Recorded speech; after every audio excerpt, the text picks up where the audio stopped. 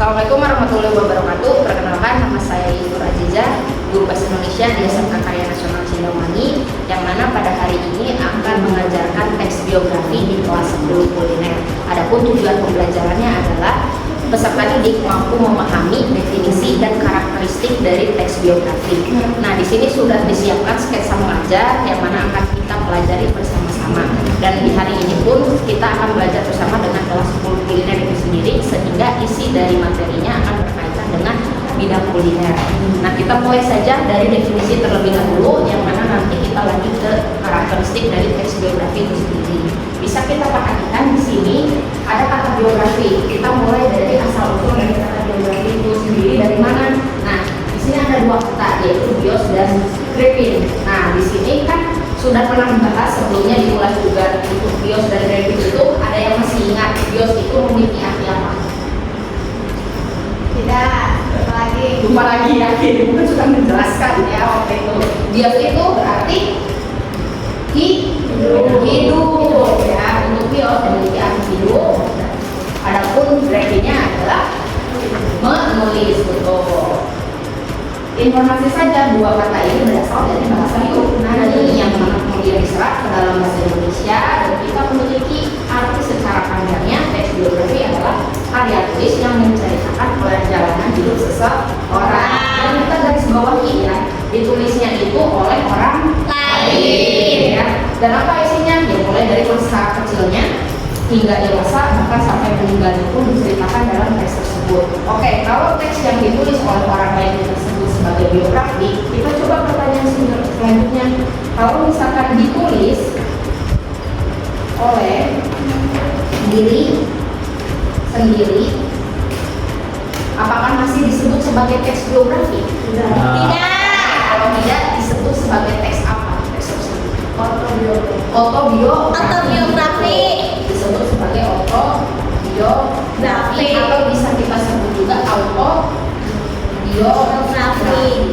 Jadi jangan sampai salah lagi mengira kalau misalkan yang ditulis diri sendiri biografi itu salah besar, karena yang ditulis oleh diri kita sendiri adalah autobiografi. Contohnya, misalkan ibu akan menuliskan biografi tentang diri ibu sendiri. Misalkan nama saya Ibu Aziza, lahir di Majalengka dan saat ini tinggal di Desa Padanganten, dan sekarang bekerja sebagai guru di SMK Karya Nasional Cindawangi.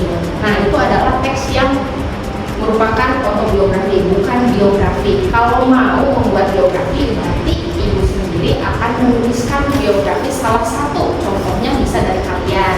Nah, ada yang mau jadi contoh di sini? Aku. Tuliskan bersama biografinya. Oke, boleh maju ke depan. Yo. Kita bahas ya. Untuk proses membuat teks biografi, langkah paling awal kita bisa melakukan wawancara.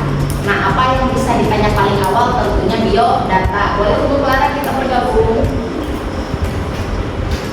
Yo, sini. Nanti ibu tanya dulu. Nah, ibu tanya dulu. Untuk biodata ya. Biodata apa saja sih yang bisa kita tanyakan perihal biodata? Mulai dari nama, lalu tempat tanggal lahir. Ibu akan coba tanyakan, siapa namanya? Clara Nora Ananda. Oke, lahir di pada tanggal 25 April 2019. 25 April 2019. Kita dari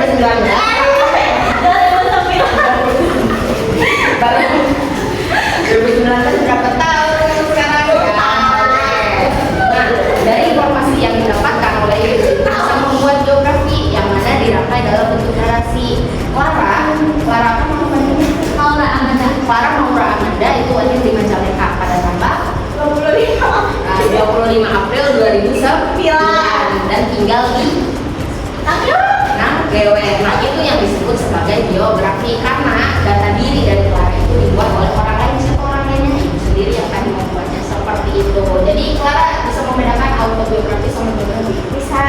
Kalau misalkan biografi ditulis oleh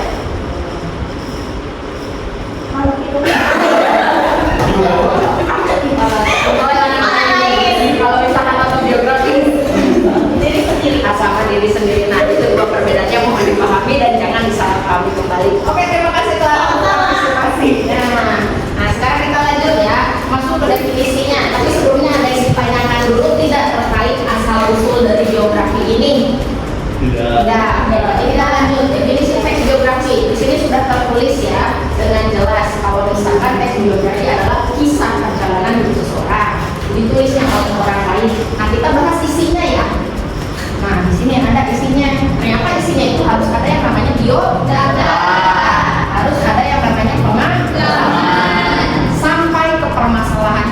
maupun diceritakan.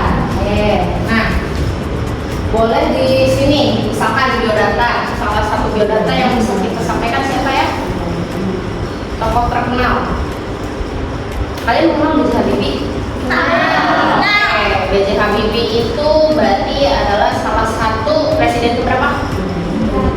Ketiga di Republik Indonesia. Masuk ke dalam biodata. Terus dia lahir di mana? Di Makassar. Terus sekarang kita masuk ke pengalaman. Kalian tahu tidak pengalaman dari B.J. Habibie itu apa?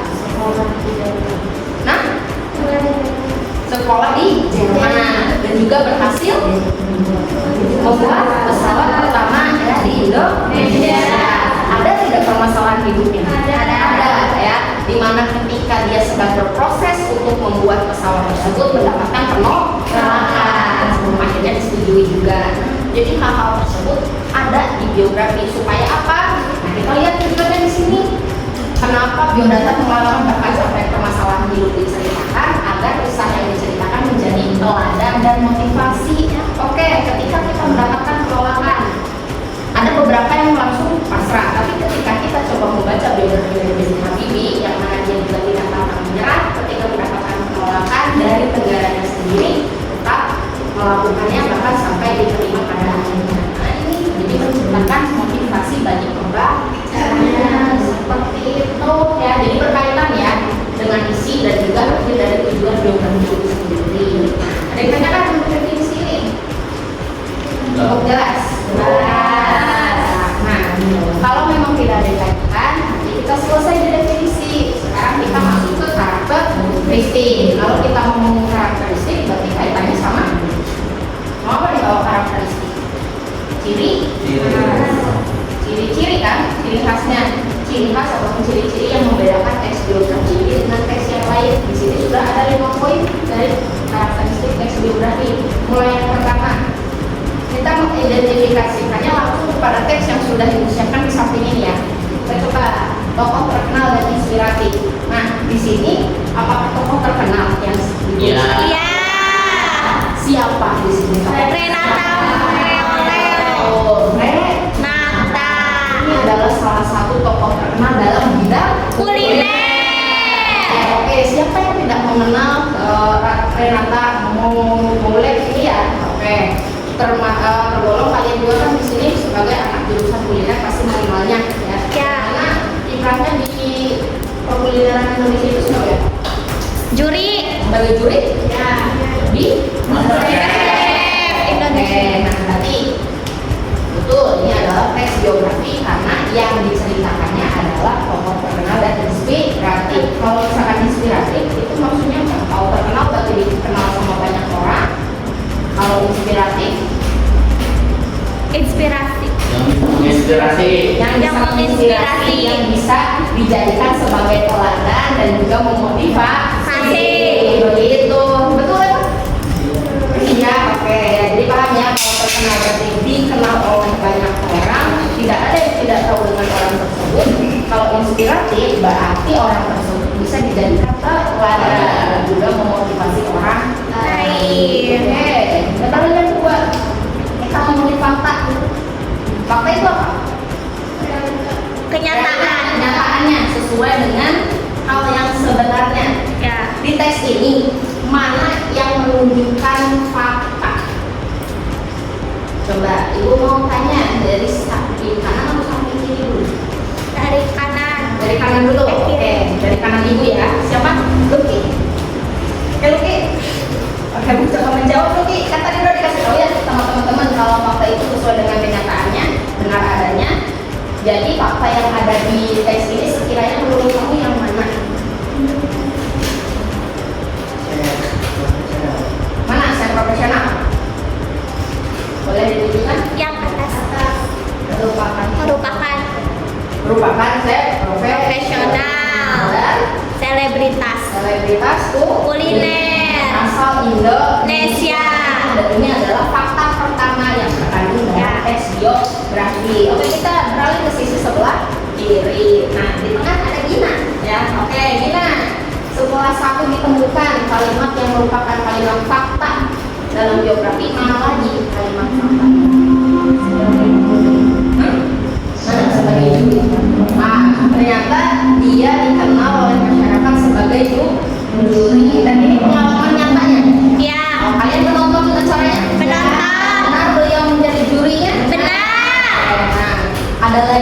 selain yang disebutkan oleh Luki dan juga Gina? Ada restoran. Nah, mendirikan restoran. Restorannya ada kan? Ya. Fakta sesuai dengan kisah nyatanya. Mana mendirikan restoran? Nih. Ya. Nah, oke. So ini restoran di Jakarta. Nah, ada lagi tidak? Ada. Pengalaman kerjanya?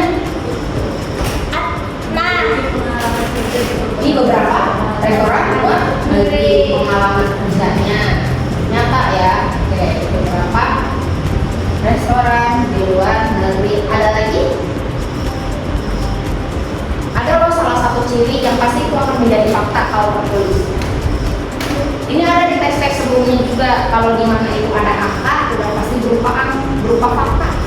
17 Maret. Nah, itu tanggal lahir udah pasti fakta. Tanggal 17 Maret dari mana beliau lahir di Jakarta. tahun 1994. Terus ada lagi? Dia sekolah di mana? Contendu. Oke, nah ini ada kan tempatnya? Ada. Sesuai lagi dengan kisah nyata. Jadi silahkan ternyata biografi itu dipenuhi dengan fakta, bukanlah opini. Ada sih sebenarnya opininya, tapi opininya sebelah mana? Ada opininya. Faktanya biasanya disajikan pada paragraf-paragraf awal. Tapi kalau misalkan kita udah masuk ke opini, itu udah ada di paragraf akhir.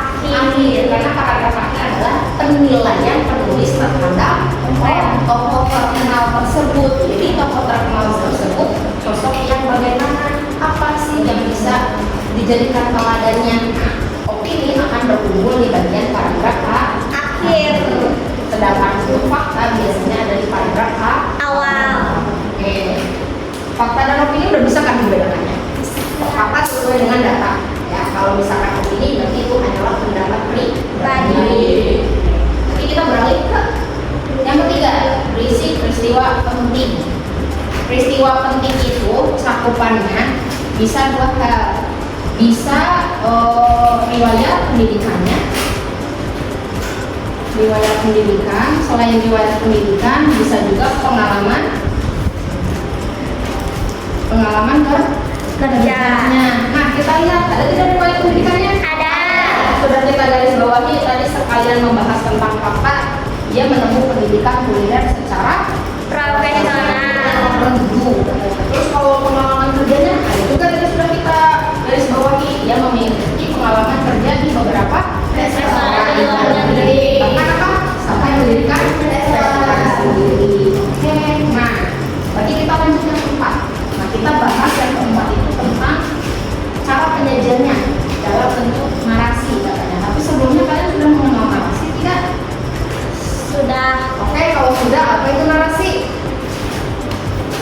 Narasi itu berarti cara penyampaiannya. Kalau Ya. dalam teks itu kan kita bisa menemui yang namanya dialog. Nah, ada juga bisa kita menemui yang namanya narasi. Kalau dialog adalah kalimat langsung, yang mana ditandai dengan tanda kutip. Nah, kalau narasi, paragraf. Oke, teks yang disajikan dalam bentuk paragraf. Karena isinya kita menceritakan. Ingat, narasi adalah cara penyajian suatu teks dengan cara menceritakan dengan penulisan Paragraf. Syarat paragraf itu apa? Dan mestinya syarat paragraf tersebut bisa dikatakan paragraf apabila Memiliki Tiga halaman. lebih ya minimal 3 ataupun lebih dari 3 kalimat. Oke. Ada yang tanyakan lagi untuk narasi ini? Tidak. Udah cukup jelas ya. Jadi narasi adalah paragraf yang mana paragraf tersebut menceritakan suatu hal ataupun suatu peristiwa. Di sini kebetulan hal yang diceritakannya adalah Renata dan peristiwa yang diceritakannya adalah karir ataupun pendidikan dari beliau. Nah, udah kita sampai nih ke karakteristik yang paling terakhir. Apa? Mengandung pesan moral. Pesan moral itu ada banyak di setiap teks ya. Kita Ya. bahas, berarti udah tahu dong definisi dari pesan moral itu sendiri apa? Apa sih pesan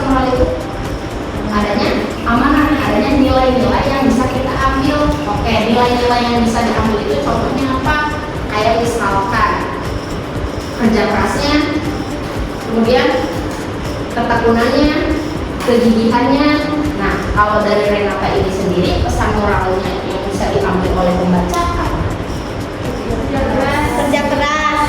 Oke, kerja keras, pendidikan, dan dedikasi terhadap bidang yang ditekuni. Bidang apa yang ditekuninya? Kuliner.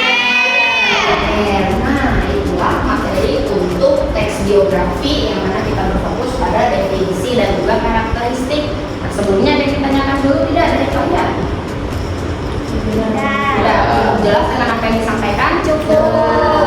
Oke, kalau begitu boleh masing-masing dari kalian buatkan kesimpulan. Jadi menurut kalian dari apa yang sudah Ibu sampaikan, apa sih definisi dari biografi itu sendiri dan karakteristiknya bagaimana? Silakan untuk ditulis di buku masing-masing. Nah, mungkin itu yang dapat disampaikan pada hari ini terkait definisi dan karakteristik dari teks biografi, dan mungkin untuk materi-materi selanjutnya akan disampaikan kembali di video selanjutnya. Terima kasih. Wassalamualaikum warahmatullahi wabarakatuh.